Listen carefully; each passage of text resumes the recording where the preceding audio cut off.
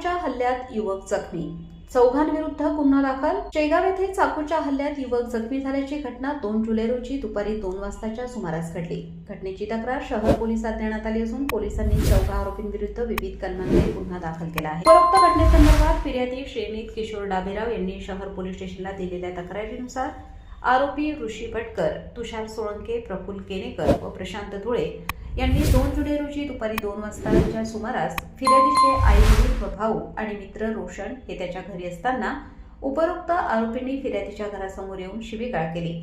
तेव्हा फिर्यादीने त्यांना शिवीगाळ का करता असे विचारले असता प्रशांत धुळे याने त्याच्याजवळील चाकूने फिर्यादीच्या हातावर व पोटावर बांधले।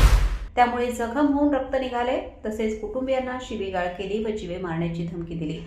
अशा रिपोर्टवरून उपरोक्त आरोपींविरुद्ध शहर पोलीस स्टेशनला कलम 118(1), 352, 351(2)(3)(5) BNS अन्वये गुन्हा दाखल करण्यात आला असून घटनेचा तपास पोलीस हेड कॉन्स्टेबल सुनील सुसर यांच्याकडे सोपवण्यात आला आहे।